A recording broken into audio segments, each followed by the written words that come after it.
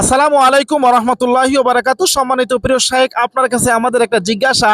বর্তমান সময়ের একজন আলোচিত ব্যক্তি আসাদ নূর সম্পর্কে, আসাদ নূর ব্যক্তিটা কেমন সেটা আপনার কাছ থেকে আমরা জানতে চাই।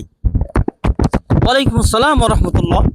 সম্মানিত ভিউয়ার্স, যে যেখান থেকে দেখছেন ও শুনছেন সবাইকে জানাই ধন্যবাদ। সম্মানিত ভিউয়ার্স, আমাদের দেশের প্রচলিত একজন যুবকের নাম আসাদ নূর, যে একদম ভ্রান্ত পথের প্রতীক। সে মূলত রাসূলকে কটূক্তি করে, আল্লাহ সম্পর্কে তার ভুলভাল ধারণা, এবং হাজারো আমাদের দেশের যুবককে সে বিভ্রান্তিতে ফেলাচ্ছে।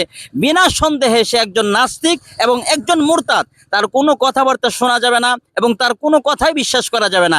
কারণ যে নবীকে বিশ্বাস করে না, নবীকে স্বীকার করে না, নবীর চারিত্রিক বিষয় নিয়ে যে কটূক্তি করে, যে প্রশ্ন তোলে, এমন নাস্তিক, এমন মুরতাদ যুবকের কোনো কথাবার্তাই আমাদের শোনা যাবে না।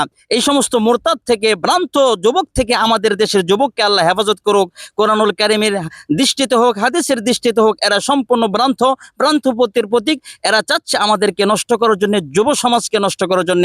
আল্লাহ আমাদেরকে এই সমস্ত ভ্রান্ত প্রতীকের এবং ভ্রান্ত যুবকদের, এই নাস্তিকদের রাস্তা থেকে হেফাজত করুক। আল্লাহুম্মা আমিন।